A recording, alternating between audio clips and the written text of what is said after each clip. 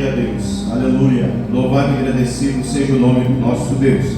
Eu saúdo a igreja com a paz do Senhor Jesus. Amém. Maravilha. Quem está alegre com Jesus, diga glória a Deus.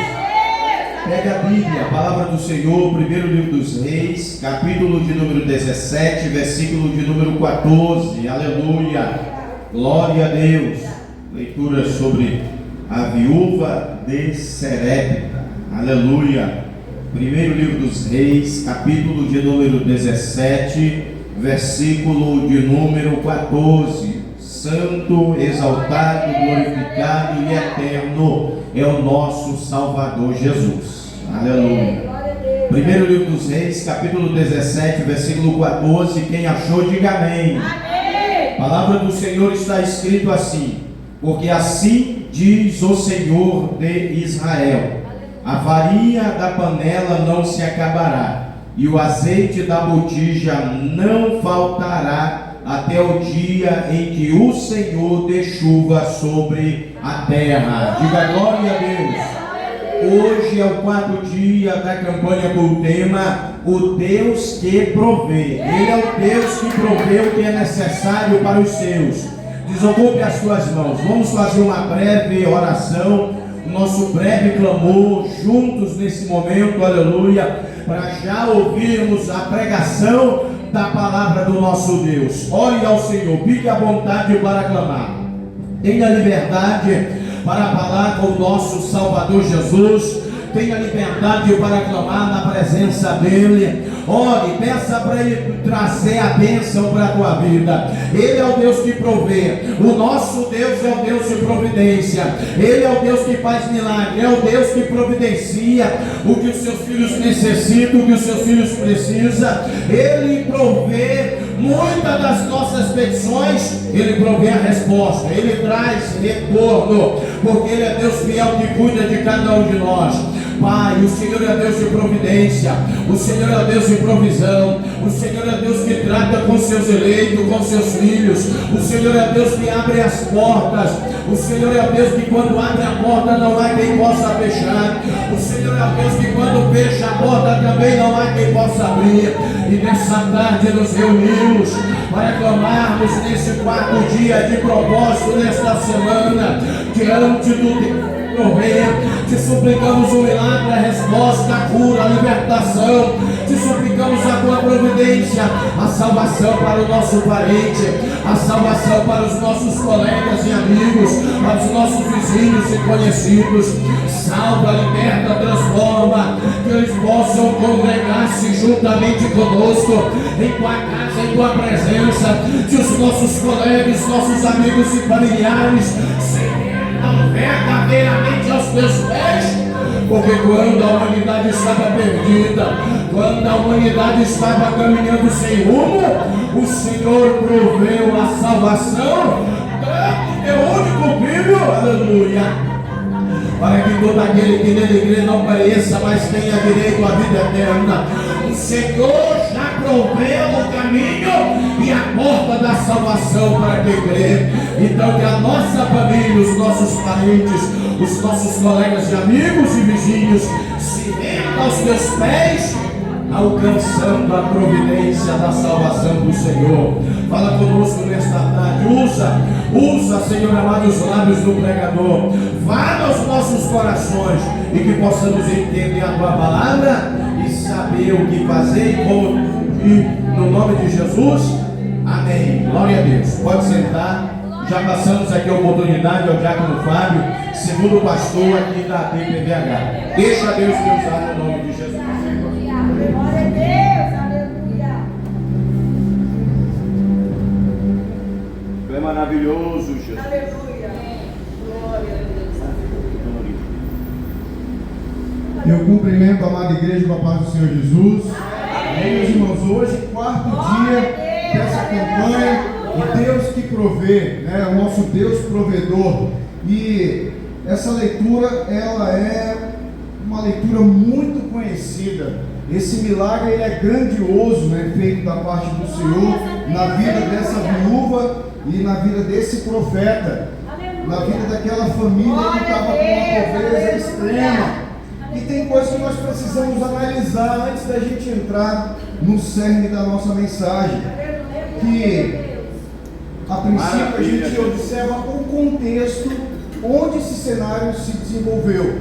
A gente está falando de um rei, que era o Acabe, que era um rei muito fraco, casado com uma mulher chamada Jezabel, uma mulher que governava a mente e o coração daquele homem e conseguia fazer imposições na vida dele, mesmo ele sabendo que era errado. O Senhor Deus proibia o povo dele de contrair matrimônio com mulheres estrangeiras. Por que Deus fazia aquilo? Para que o coração dele não fosse contaminado com os seus deuses idólatras, né? Com os seus falsos deuses. E aí aquele homem, não ouvindo o conselho de Deus, o conselho do Senhor, sendo mais um rei ímpio que pisou na terra, contraiu matrimônio com essa mulher que adorava Baal. E então o que ela fez? Prostituiu todo Israel com altares idólatras de Baal, fazendo com que as pessoas acreditassem que quando havia chuva, que quando havia fartura, que quando havia colheita nos campos, era obra de Baal na vida das pessoas. Então ela veio prostituindo aquilo. E nesse cenário surge um profeta, Elias. Irmão, vocês já tiveram assim, preciso tomar coragem para conversar com o meu marido um assunto. Seu marido, seu companheiro, preciso tomar coragem para tocar num assunto delicado com a minha esposa, né? A gente fica postergando, esperando um tempo mais apropriado, orando a Deus e pedindo ao Senhor, né, uma direção. Preciso tratar desse assunto com um colega de trabalho, com o meu pastor. A gente fica daquele jeito. A coisa não acontece do nada. Elias, imagina Elias, eu preciso conversar com o rei a respeito do que ele está fazendo com essa terra.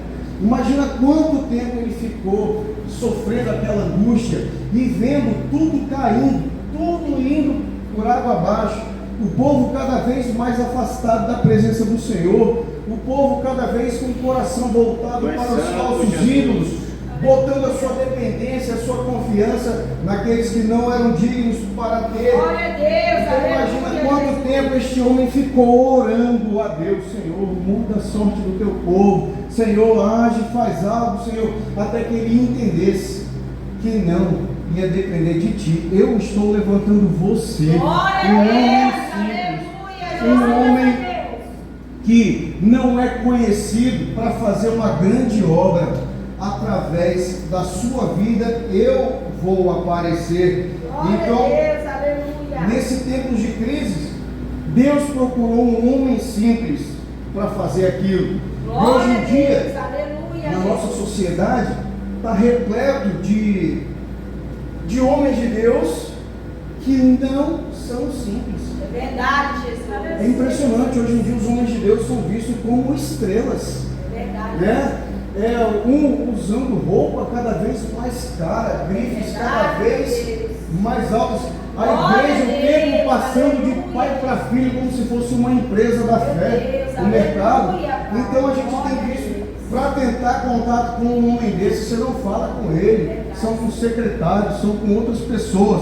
E quando vem um aceite para ir, mandam-se documentos para, no final tem lá, valor sugerido da oferta. São homens, né, que são não são homens simples, são homens que querem ir lá e querem ser vistos como grandiosos. E aí Deus vem e mostra pela palavra dele, desde o princípio, que o Senhor usa os simples, que o Senhor usa aqueles que são fracos. O Senhor aparece mais através da vida dessas pessoas que engrandecem o nome dele.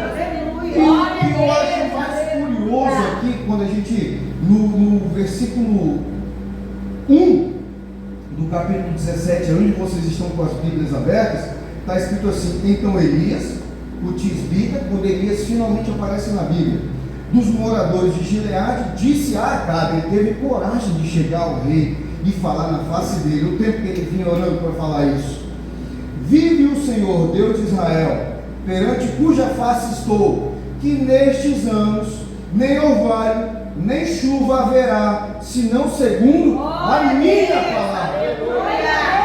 Ele não está falando segundo a palavra de Deus.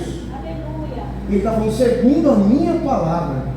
Olha o tempo que esse homem ficou em oração para poder dizer algo desse. Para alguém falar uma profecia dessa, ele tem muita intimidade com o Senhor. Glória a O tempo está Deus. chuvoso aqui. Se eu falar segundo a minha palavra, hoje não cai. Vai chover, irmão. Eu não tenho fé para isso, não. É verdade, Jesus. Eu não tenho o mínimo de fé para isso, que eu nem me atrevo. Mas esse homem cheio de fé, vendo aquela Glória a justiça, Deus. movido de íntima compaixão do povo de Deus, ainda assim, movido pelo amor que ele tinha pelo Senhor, ele, da boca dele, fala aquilo. Porque quando a gente lê as profecias da parte de Deus, né? Assim diz o Senhor, não é segundo a minha palavra aqui. E aí vem o avalista do profeta. No versículo 2 está escrito assim: depois veio a ele a palavra do Senhor, agora sim a palavra do Senhor, dizendo, vai-te daqui. A palavra foi pesada, agora não vai, senão eu vou te matar e eu tenho que te salvar agora. E aí lá vai o Senhor e fala, vai-te daqui e vira-te para o oriente e esconde-te junto ao ribeiro de Querite, que está diante do Jordão. E aí, irmãos, só um detalhezinho, antes da gente prosseguir, lá em Tiago, capítulo de número 5, versículos 17 e 18, está escrito assim, ó: Elias era homem sujeito às mesmas paixões que nós, e, orando, pediu que não chovesse, e por 3 anos e 6 meses não chovera sobre a terra. Versículo 18: E orou outra vez, e o céu deu chuva, e a terra produziu o seu fruto, confirmando que diante da palavra daquele homem de Deus, né, Deus segurou mesmo. Então Israel estava ali. Para a gente entender o motivo dessa oração era isso. Israel estava ali e entendia Jezabel ensinando, aqueles profetas de Baal ensinando tudo aquilo, de que quando chovia, os campos davam colheita, aquilo era obra de Baal na vida deles. Quando chovia e os animais se multiplicavam, aquilo era obra de Baal. Aí vem o nosso Deus, por meio da boca do profeta, e quebra as pernas desse falso Deus Baal, para mostrar quem é que manda chuva, para mostrar quem é que faz o rebanho se multiplicar, para mostrar quem é que faz tudo crescer do solo, né? E aí veio a palavra do Senhor, como a gente fez essa leitura aqui, dando essa ordem para o homem de Deus: vai-te, porque sou eu que estou mandando você ir agora. Porque muitas das vezes, quando o Senhor coloca a gente no deserto, a gente tem que entender que o deserto não é um acidente de percurso. A gente tem que entender que eu não caí ali naquele lugar por um acaso, que aquilo ali é planejamento de Deus na sua vida para coisas maiores, amigo. Pode ver que toda pessoa que sai do deserto sai para coisas maiores, seja no seu relacionamento marital, no seu relacionamento com os filhos, quando você atravessa aquele deserto e finalmente ele se vai, coisas maiores acontecem na vida do Senhor. Eu passei também pelo meu deserto. Antes de eu conhecer a palavra do Senhor, Deus me mandou para uma outra cidade, e lá eu fui com uma intenção. Eu tinha um propósito no meu coração, e aí que eu fiz a distinção de 3 coisas. Porque eu tinha um medo terrível de ficar sozinho, de me sentir só. Como o profeta estava agora aqui, ele vai para o ribeiro, e há de ser que beberás no ribeiro, e eu tenho ordenado aos corvos que ali te sustentem. Então esse homem vai ficar sozinho, uma temporada sozinho, atravessando esse deserto na vida dele. E aí eu tive também essa experiência, como eu estava falando para os irmãos, de morar sozinho e de sentir uma solidão tremenda. E ali eu fiz a distinção de 3 coisas que parecem a mesma coisa, mas não são: solidão, isolamento e solitude. São três coisas completamente distintas, apesar de parecer o mesmo. Eu fui para outra cidade em busca de um objetivo. Então eu tinha um propósito. Eu fui me isolar para buscar o meu propósito. Glória a Deus, aleluia. No meio daquele propósito, eu senti solidão. Passados uns 6 meses, 7 para 8 meses, eu passei uma grande solidão.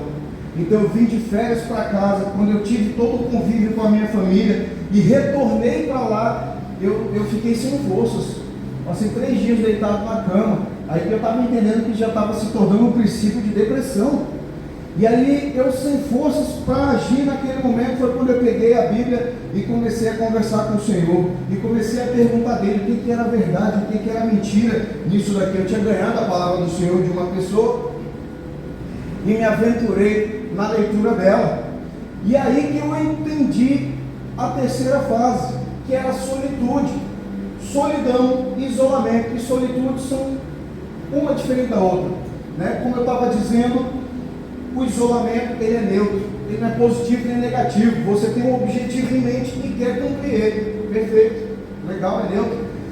A solidão ela é negativa, completamente negativa. Ela te puxa para baixo, ela te torna carente, ela te faz dependente dos outros. E isso te impede, muitas das vezes, até de você que está vivendo um relacionamento doente, amoroso, te impede de romper aquele relacionamento, porque você não quer se sentir só. Você não ama o outro, mas não quer se sentir só. Então você está ali com aquele namoro, que você sabe que está fadado ao fracasso, você não consegue romper, porque tem medo de ficar só. Tem medo. Então não é, o motivo não é o amor ao outro, mas é o medo de ficar só. Isso te obriga com isso, te obriga a se submeter a várias condições humilhantes e degradantes pelo medo de se sentir só. E aí vem essa terceira, que é a solitude, que é completamente positiva. É quando você aprende a se tornar dependente de Deus e saber que você nunca mais estará só, nunca mais você estará só na sua vida. Você levanta e sabe que o Senhor está contigo, você sabe as suas atividades diárias e sente a presença do Senhor, e você passa a conversar com Ele, e você passa a entregar a sua vida para Ele. Nesse propósito que aconteceu comigo, eu era completamente dependente de uma amizade que eu tinha lá. Se o meu amigo me chamasse para passar o final de semana na casa dele, com a mãe dele, o irmão, era o céu para mim. Um final de semana maravilhoso. Quando ele não me convidava, eu ficava, vou ficar sozinho de novo. Ficava naquela dependência. Irmãos, quando eu aprendi a confiar no Senhor, que quando Ele me chamava, eu já rejeitava os convites, eu queria ir para casa, eu queria ficar na presença de Deus, eu queria ler mais a Bíblia. Comecei a leitura do Senhor com 5 minutos por dia. Quando eu vi, já passava 1 hora, 2 horas e ficava ali apaixonado pelo Senhor. E era assim, naquele deserto, que Deus fez o maior propósito dele na minha vida. Eu nem imaginava um dia estar na frente de uma igreja pregando. Nunca imaginei um negócio desse. E aí Deus começa a mandar aquelas pessoas que você mesmo espera na vida. Eu recém namorando com a minha esposa hoje, com quem eu tenho 3 filhos, a Brunielle. E aí Deus manda uma irmã lá buscar o filho dela, que estava lá, Flavinho, escolta, bem magrinho, e a gente chamava ele de escolta, porque ele era nosso segurança. A mãe do Flavinho vai lá, Flávio, vamos para casa, nunca tinha me visto. Olhou para mim e para a Brunielle e falou assim: Brunielle, você está pronta para ser esposa do pastor? Tem que ter muito joelho. Deu as costas e saiu. Eu, pastor? Como assim? Né? De um leitor da palavra, Deus já tinha mandado alguém falar com você. Eu nunca imaginei um negócio daquele. Mas a partir da solitude que eu vivi na presença de Deus, o Senhor começa a usar as pessoas para falar contigo. Começa a fazer o meu isolamento, que eu achei que tinha um propósito de estudo, era um propósito espiritual, e da parte de Deus não era nada conforme eu pensava, era tudo conforme Deus estava querendo. Então estava esse homem na presença de Deus, dependendo de corvos para me trazer pão e carne para ele se alimentar, beber da água do ribeiro até que aquele ribeiro secasse. E olha só, 3 anos e meio sem água. E aqui diz a palavra do Senhor, no versículo 7, do 17: E sucedeu que, passado dias, o ribeiro se secou, porque não tinha havido chuva na terra. Passado dias. Quantos dias? o suficiente para 6 meses, o suficiente para 1 ano. Se foi 6 meses, tinha 3 anos de seca ainda. Se foi 1 ano, ainda tinha 2 anos e meio de seca ainda, né? Então, se foi muito, esse ribeiro, que era bem fininho, secou com 1 ano e meio, ele durou muito, ainda tinha 2 anos de seca, irmãos. Olha só como Deus queria que Elias dependesse mais do provedor do que da provisão. Mais daquele que pode fazer do que aquilo que é feito. Então, lá está aquele passado dias, fazendo o que Deus mandou, irmãos. Às vezes a gente está fazendo o que o Senhor nos ordenou, mas a fonte seca para nós. O manancial dele está cheio de água lá em cima, ele pode mandar a hora que ele quiser. Mas a gente tem que entender isso. A gente precisa entender que o Senhor manda conforme os propósitos dele. E aí, quando a fonte seca, o que eu faço? Qual que é a minha postura quando eu estou seguindo a vontade de Deus e a fonte seca? Quando eu estou seguindo a vontade de Deus de escolher esperar, mas eu acho que não vai ter esperança para mim, é nesse momento, o que eu faço? O que eu faço? Eu lembro de um exemplo do pastor Hernandes Dias Lopes, ele contando que ele tinha uma vontade muito grande de fazer um curso nos Estados Unidos, e aquele curso levava cerca de 6 meses, e a igreja abençoava ele com $3.200 por mês, que ele achava que ia ser suficiente para a vida dele. Só que aí ele disse que tinha uma irmã que morava na casa dele, já havia, ele trabalhava com ele, e já havia mais de 30 anos, e ele achava que não seria certo ele ir custear tudo aquilo para ele, para sua família, e desamparar ela agora, porque ele ia morar fora. Então, daquele valor de R$3.200, 10% ele já devolvia para Deus e para a obra do Senhor, que era o dízimo que ele devolvia. Tinha o salário dessa irmã que ele pagava, que ele não ia deixar ela desamparada.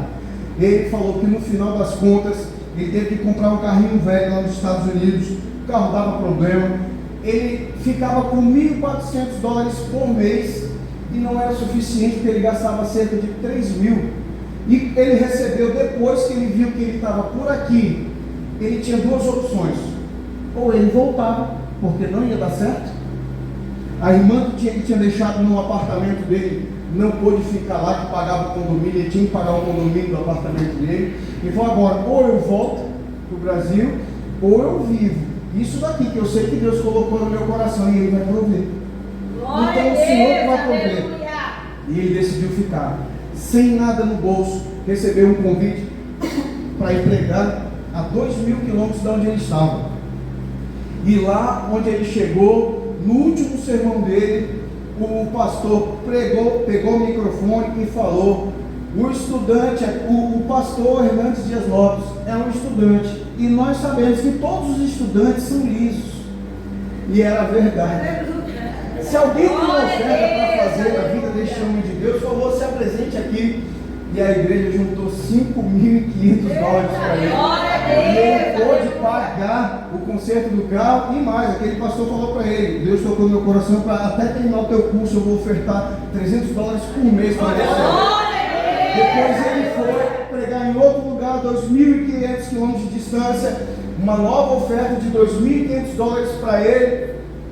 E ele já tinha rapado a poupança da família, já tinha feito tudo e colocou a vida dele na dependência do Senhor. Esse outro pastor falou: eu vou te dar $600 até o final do teu curso. Eu sei que Deus proveu tanto para a vida dele, que a poupança que ele havia feito com a família foi restituída, e o curso dele foi completo para a glória do Senhor. Nessas horas é que a gente vê, irmãos, né, como é que age uma pessoa que vive na dependência do Senhor. E aí, no versículo 8, está lá: então veio a ele a palavra do Senhor dizendo: levanta-te e vai a Zaferate. Está escrito aqui para mim, mas nós sabemos que é Sarepta, né, também numa outra tradução, que era uma cidade grande. Levanta-te e vai para Sarepta, que é de Sidom, e habita ali, e eis que ordenei ali a uma mulher viúva que te sustente. Olha a frase de Deus para aquele homem de Deus. Espera aí, Senhor, é para eu ir para Sarepta. Eu estou fugindo aqui do pessoal que prega Baal. Aí o senhor me manda para Sarepta, que também pregam Baal naquele lugar. É uma cidade pagã. Aí o senhor quer que a viúva me sustente. Não é inverso não, senhor.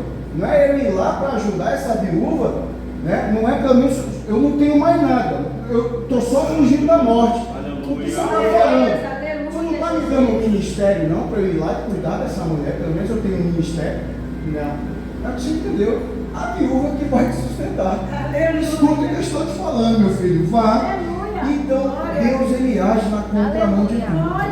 Deus ele age da forma grandiosa dele que a gente não entende. Imagina aquele homem de Deus chegando lá naquele lugar, sem chover, aquela tristeza toda, os animais fracos morrendo, as crianças tudo magra, e ele vê aquela mulher só o palito pegando outros gravetos para fazer uma última refeição e morrer. Quem era a viúva que ele ia encontrar? Quantas dali, naquele estado de miséria, não eram viúvas? E aí ele vai e pergunta para essa mulher, né, se ela podia dar um pouco d'água. E depois que ele pede um pouco d'água, me dá algo de comer também. E agora? A mulher fala, eu juro pelo Senhor que eu estou pegando esses gravetos para fazer o último alimento para comer com meu filho, para que a gente morra. A esperança já se foi. E aquele homem de Deus, faça um pequeno bolo para mim, que Deus vai operar uma maravilha na sua vida. E agora, irmãos, diante da escassez, se eu fosse a viúva de Sarepta que eu tinha feito, ou era farinha pouca, o meu pirão primeiro, chefe, a gente muito provavelmente ia fazer dessa outra forma. Por isso que esse milagre é tão grande, porque a nossa confiança ia estar em nós mesmos. Depois que eu tivesse aquela alimentação, a gente vê o que faz, né? Mas aquela mulher não. Algo entrou no coração dela. Uma sinceridade vinda do olhar da palavra daquele homem, tocou, motivou ela, e ela deu, sim, fez conforme aquele homem falar. E imagina só, ela pegava aquela mesma porção de farinha todos os dias e fazia aquele bolo com aquele fio de azeite todos os dias, e estava lá, bem aqui embaixo ainda, nem aumentava e nem diminuía, permanecia da mesma forma. Lá não fala que veio botando o azeite e enche quantas for necessário. Não foi. Está ali aquele pouquinho, continuou aquele pouquinho até fazer chover na terra de novo. Deus da provisão, Ele manda a provisão e Ele nos faz entender que o Senhor, Ele age no ordinário e no extraordinário. Os milagres do Senhor acontecem de forma ordinária e também extraordinária. A gente tende a olhar e falar assim, houve um acidente, perda total no carro, mas a família está ilesa. Glórias a Deus. É um milagre extraordinário, né? Às vezes a gente deixa de considerar um milagre ordinário. Eu passei um ano vindo para a casa do Senhor e não me envolvi em nenhum acidente. É um milagre ordinário que a gente não percebe e que a gente tem que agradecer todos os dias. Eu acordo todo dia vendo os meus filhos, é um milagre que eu tenho que agradecer todos os dias. Eu acordo na companhia de quem eu amo, é um milagre todos os dias. E a gente precisa enxergar esses pequenos milagres e entender que Deus agiu no ordinário na vida dela e ainda deu uma demonstração do seu grande poder extraordinário também quando a vida do filho dela foi tirada e aquele homem se afligiu, se angustiou. E o que aquela mulher fala? Que tenho eu contigo, homem de Deus? Viste tu a mim trazeres à memória a minha iniquidade e matastes o meu filho? Ela sabe que ela é uma mulher pagã, ela sabe que ela é uma mulher culpada, que ela carrega essa culpa. Tanto é que ela fala, você veio trazer à minha memória a minha iniquidade, os meus erros, você veio apontar os erros para mim, me fazendo provar dessa manutenção diária, desse milagre diário, e agora para levar a vida do meu filho. E aí ele veio mostrar que o Deus que opera no ordinário opera também no extraordinário. E aquele homem se move de íntima compaixão e clama ao Senhor como você está reclamando agora aqui. Ó Senhor meu Deus, também até essa viúva com quem ela mora, afligiste matando-lhe o seu filho. Senhor, muda a sorte dessa criança, devolve a alma dela, rouba-te que torne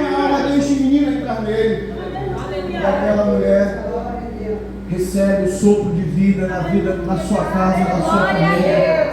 O Deus que operou o milagre hoje também faz a gente precisa se render aos pés do Senhor, entender que Ele tem uma forma de agir, entender que há o processo dele no agir e que Ele está aqui para falar com os irmãos a respeito dessa maravilhosa palavra. Porque Ele deu o seu Filho unigênito para todo aquele que nele crê não pereça, mas tenha vida eterna. Da mesma forma que Ele mandou o maná no deserto, Ele fez da vida dessa mulher e Ele continua fazendo até hoje para nós, amém, meus irmãos? Eu quero convidar a igreja a ficar de pé e oremos e agradeçamos a esse Deus. Bondoso Deus, queremos te agradecer, Senhor, por essa maravilhosa campanha que está se encaminhando para o seu fim. Pai, quantas almas estão aqui aflitas, Senhor, precisando do teu milagre diário, meu Pai, também precisando do teu milagre extraordinário. Que eles possam conhecer o Deus da provisão, o Deus da providência. Que eles possam, meu Pai, entender que é o Senhor que faz conforme a tua boa, perfeita e agradável vontade. Pai, manda os homens o sinal de Deus na vida dessas pessoas. Levanta homens para falar. Levanta, meu Pai, o teu povo. Que eles saibam que são amados por Ti e jamais serão esquecidos. No nome santo de nós te agradecemos e eu agradeço a minha rica oportunidade em nome do Senhor Jesus e devolvo a oportunidade a todos eles. Glória a Deus. Maravilha, aleluia. O nosso Deus é o Deus que provê. E pode acreditar e confiar, Ele já está entrando com a providência na tua vida, na tua casa, na tua casa. O Senhor que provê já tem preparado resposta para a tua vida no nome de Jesus. Quem crê, abre a boca e glorifica o nome dele. O Deus que provê já te viu clamar no clamor do meio-dia da tarde de hoje. E Ele vai prover milagre para a tua vida, para a glória dele. Amém? Pegue na sua mão uma contribuição. Se você tem, pode contribuir. Você tem liberdade para contribuir, né, com as suas finanças, dizimando, ofertando, fazendo os seus propósitos individual e particular, para a glória e louvor do nome de Deus. Você tem liberdade para contribuir via aplicativo bancário também. Temos QR Code aqui em cima dessa mesa, tem lá na porta também. Fique à vontade no nome de Jesus. Levante a sua mão. Bendito Deus eterno Pai, confirma o teu milagre, a tua bênção, resposta, multiplicação e prosperidade. Que o Senhor derrame a tua chuva, porque o propósito da promessa, aleluia, era que aquela pequena botija não ia secar e aquela porção de farinha da panela não ia terminar, acabar, até que o Senhor desse a chuva, que era o quê? O sinal da bênção maior, a providência maior para os teus filhos. Então confirma, Senhor amado, e também traz a chuva da provisão maior, porque o Deus que provê é o Deus que está no controle da nossa vida e das nossas finanças, no nome de Jesus, amém. Sai do seu lugar, vem à frente, você tem, pode contribuir. Deus te abençoe, que o Senhor te prospere cada dia mais em tudo por tudo, que a mesma virtude que estava sobre a vida de José, a vida de Mardoqueu, que ela esteja sobre a sua vida também. Aonde esses homens estavam, a bênção da multiplicação de Deus estava na vida deles e ao redor deles, para a glória do nome de Deus. Amém? Levante a sua mão, oração da fé, oração final. Ore agradecendo ao Senhor por mais este horário das 12 horas que Ele nos concede de estar na sua presença, na sua casa. Ore. Agradeça a Deus pela palavra que Ele ministrou em nossa vida nesta ocasião.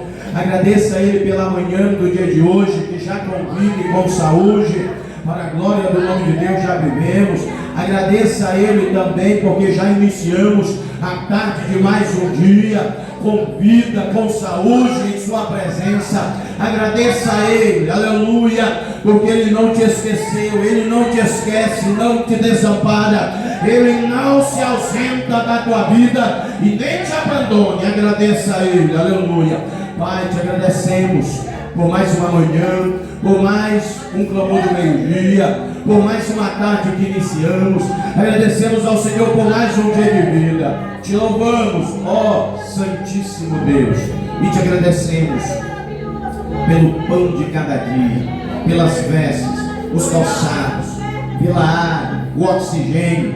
Te agradecemos, ó Deus, pelo salário, pela renda. Agradecemos ao Senhor por tudo e principalmente porque o Senhor nos amou primeiro, nos alcançou, nos salvou e escreveu o nosso nome no livro da vida. Muito obrigado, Jesus, por ter vindo e ter pago alto preço para perdão dos nossos pecados e salvação de nossa alma. Te agradecemos e te entregamos esse quarto dia desta campanha, o Deus que provê, no nome de Jesus. Amém. Estenda as tuas mãos, que a graça de nosso Senhor e Salvador Jesus Cristo, o grande e eterno amor de Deus, nosso Pai, comunhão e as consolações do Espírito Santo de Deus esteja com todos vós e todos digam amém. Palmas que louve e adore Jesus. Está encerrado.